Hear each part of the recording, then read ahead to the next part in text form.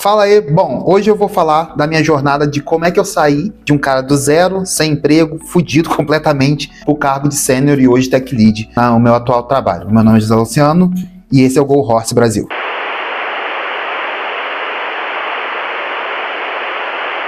Em 2019 eu tava com 29 anos, desempregado e morando com meus pais, completamente parasita e sem perspectiva de vida nenhuma. Eu poderia ser um pouquinho mais dramático, mas eu acho que o objetivo do vídeo não é esse. Eu acho que em outro vídeo eu posso trazer como é que estava a minha situação em 2019, mas o que eu posso te falar de vantagem é que eu não tinha filho e não tinha esposa, então praticamente só quem gerava gasto com meus pais era eu, como se não fosse o suficiente, né? Eu tinha acabado de ser mandado embora do trabalho que meu primo tinha arrumado pra mim, então eu era muito ruim no que eu fazia, eu era eletricista, e nesse trabalho eu acabei chegando no limite dele, né? O meu primo ele fazia um favor pra mim, porque eu nunca fui bom em elétrica, pra ser bem sincero, e ele meio que segurava a vaga pra mim, eu trampava, ganhava uma merreca ali, se não me engano na época eu ganhava R$1.400, R$1.500, e era o suficiente meio que pra tomar uma cachaça, beber no final de semana e fazer a vida rodar, né? Era mais um jeito de eu ter um dinheiro pro meu pai não ter que ficar me dando dinheiro pra beber. Como eu disse, eu não me sustentava. Depois de ser mandado embora, eu fiquei meio sem perspectiva e comecei a pensar o que eu ia fazer, né? Tava numa época que não tinha muito concurso público, que era uma saída que já tinha funcionado comigo uma vez. Então eu resolvi voltar a estudar programação, mas por hobby, sem muita perspectiva. Até que eu encontrei o vídeo do Gustavo Guanabara.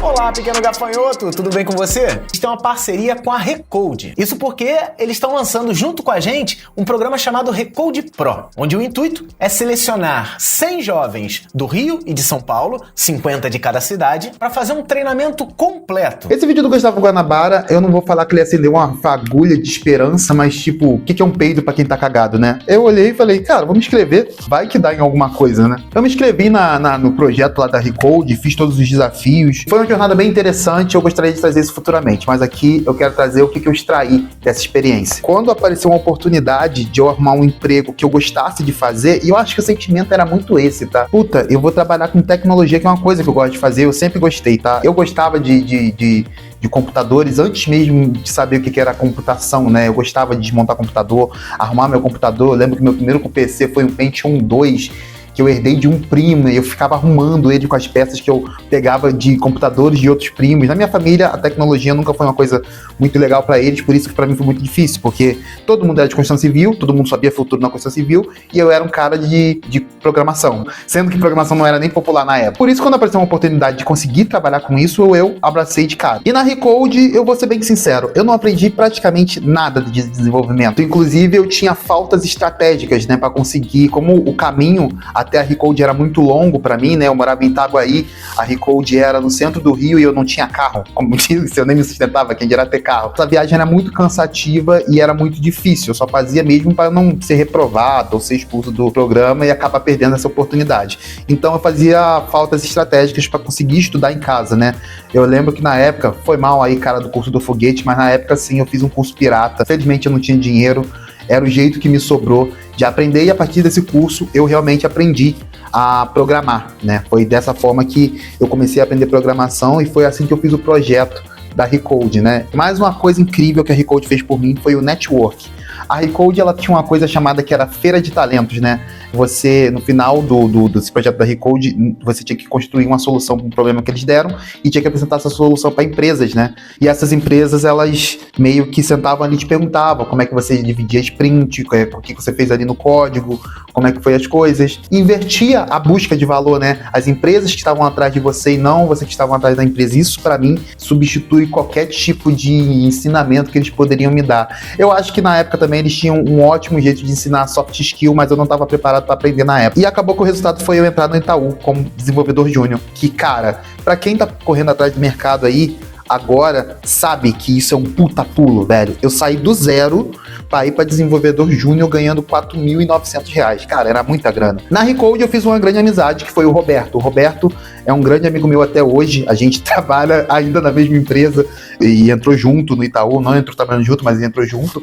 Só que o Roberto vai ser muito importante para uma outra lição que eu aprendi, que eu quero passar aqui para vocês. Entrando no Itaú, eu entrei completamente perdido. O começo foi bem conturbado, eu não sabia onde é que eu ia entrar. Quando eu entrei e comecei a me adaptar com o time, reestruturar o time, fui trabalhar com COBOL. Para quem não conhece, COBOL é uma linguagem antiga de programação procedural, que eu não gosto. Até hoje eu não gosto, eu entendo o valor dela, eu entendo que ela já teve o cenário dela, eu entendo que hoje ainda tem espaço, mas não é a linguagem para mim. Enfim, Na época eu tive que trampar com COBOL, eu tive que trabalhar com a sênior muito cuzona. E ela só era cuzona. Era uma pessoa grossa, era uma pessoa difícil de lidar, sabe? Sênior antigo, dev antigo. Sabe dev antigo?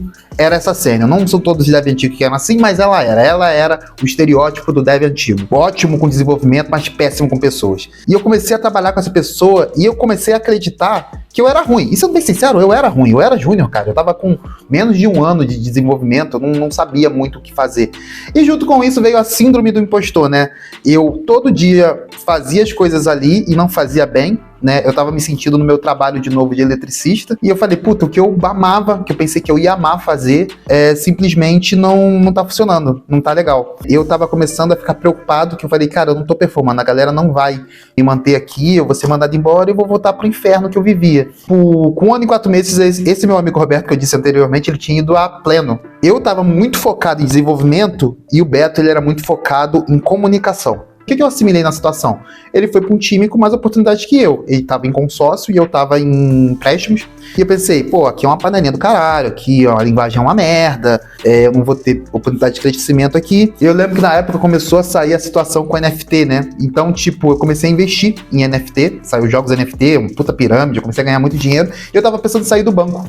E esse meu colega, o Roberto, ele é muito seguro, ele é um cara muito seguro. Ele falou assim, pô Zé, faz isso não, cara, vem pra cá, que eu te coloco pra trampar, e na época eu queria trabalhar com Java, eu te coloco pra trampar com Java. Aceitei a proposta, que bom que eu aceitei, porque depois de tudo que eu investi em NFT caiu, e eu ia ficar sem emprego e fudido, como eu já tinha dito antes.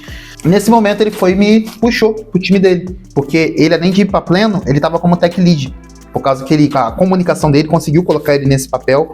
Por mais que, na situação, como eu disse, o meu conhecimento técnico foi superior ao dele, ele estava na posição de tech lead e pleno, e eu ainda estava júnior. Nesse pouco tempo que eu trabalhei com o Roberto, eu ganhei o mérito, né? Eu não fui promovido a júnior, mas eu tinha acabado ganhando mérito. Comecei a sentir que, pô, peraí, eu sei fazer isso aqui, eu tô indo bem, eu só tava no lugar errado. Então eu acho que isso também é importante, né, cara? Você entender que você tá num lugar que não é muito frutífero para as coisas que você faz ou para as habilidades que você tem, talvez esteja atrapalhando e talvez esteja fazendo você performar mal. Então eu acho que é legal você também tentar coisas novas, lugares novos, talvez sejam as pessoas, talvez seja a tecnologia. Comigo eram os dois, né? Era a pessoa e a tecnologia. E aí tudo bem. Passou 2 anos e pouco. A gente entrou em 2020, o Beto foi a pleno em 2021, e em 2022 eu fui a pleno e o Beto foi a sênior. Eu assimilei que o Beto simplesmente tinha entrado num lugar melhor que o meu, e lidou melhor com aquele lugar, teve oportunidades melhores, e obviamente não tinha mais como alcançar no mesmo local que ele estava, né? Então eu aceitei. Eu falei, não, beleza, eu vou ficar aqui como pleno.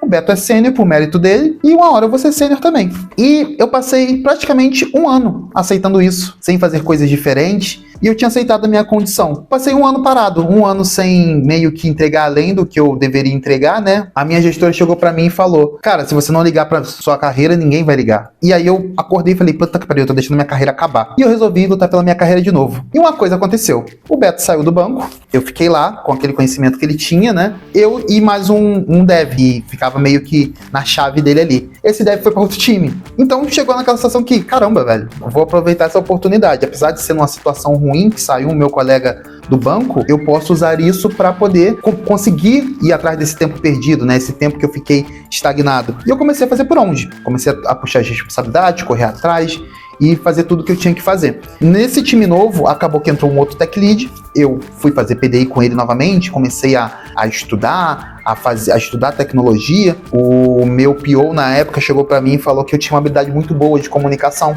que eu não explorava. Um outro momento que eu conversei com o Beto, e ele sempre falava comigo que, cara, desenvolvimento é uma coisa que é legal, é muito bom você gostar, mas você tem que entender do produto e você tem que se comunicar, cara. Você tem que vender a sua entrega.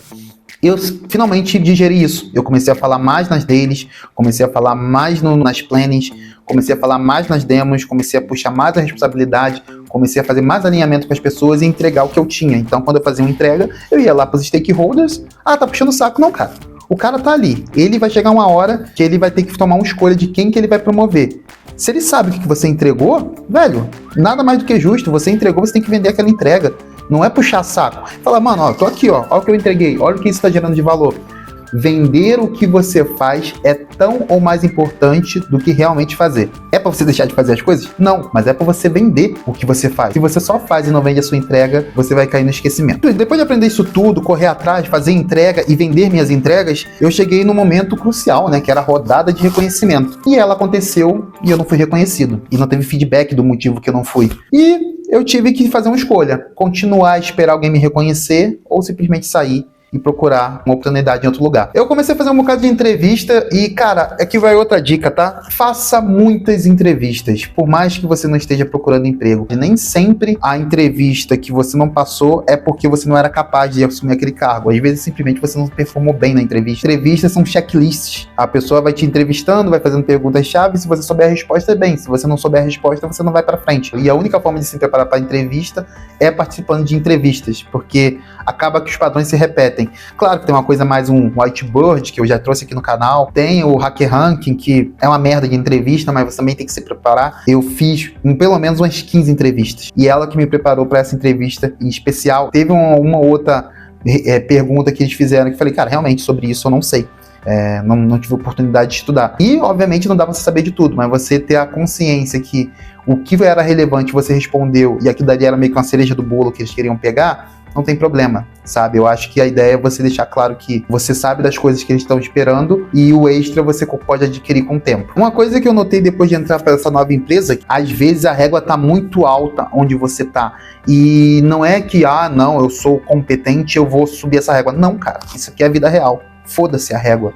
Se a régua tá muito alta aqui e na empresa concorrente tá mais baixa e eu vou ser reconhecido lá por conta das habilidades que eu já tenho aqui, eu só acho que você tem que estar onde a vida é mais fácil para você. E a régua estava tão alta que eu agora sou tech lead nessa nova empresa. Eu passei 2 anos e meio estagnado, então eu deveria ter visto isso antes e saído antes. Eu perdi 2 anos da minha carreira aí por conta de não saber me impor ou não saber a hora de sair, né? A hora de parar. Então, se eu puder resumir aqui as coisas que eu aprendi nessa jornada de 5 anos, né? Que eu saí do zero, que eu saí de morar com os meus pais, que eu saí de nem me sustentar até o cargo de tech lead aqui, ganhando, acho que o teto aqui do sênior no Brasil. Melhore sua comunicação. Ela é essencial para desenvolvimento. Eu gosto de codar e pererê. Mano, a IA já está fazendo isso. O programador vai ter muito mais problemas relacionados a alinhamentos e comunicação do que realmente problemas de código.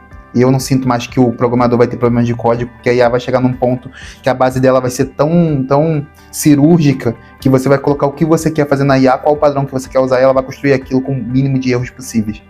Então, se você quer evoluir na área de desenvolvimento, desenvolva sua comunicação. Eu acho que você tem que estudar programação, padrão de projeto e tudo isso que é importante para o desenvolvedor, mas sinceridade que agora isso vai se tornar secundário daqui a uns anos. Eu deveria ter aprendido mais com as pessoas que estavam à minha volta, né? Que nem eu estava me espelhando no Roberto. Mas ele falou várias vezes que as coisas que eu era para fazer eu simplesmente ignorava indo por um outro caminho, né? Eu escolhi o caminho do desenvolvimento full, ele escolheu mais o caminho da comunicação e ele estava progredindo na carreira e eu não. Era para eu ter entendido isso antes. Então, se eu tivesse sido menos teimoso, né, pelo menos nisso, né, nessa situação, com os fatos que já estavam dados ali, talvez eu tivesse progredido mais rápido na carreira. Apareceu a oportunidade, pega ela, se coloca no lugar, corre o risco.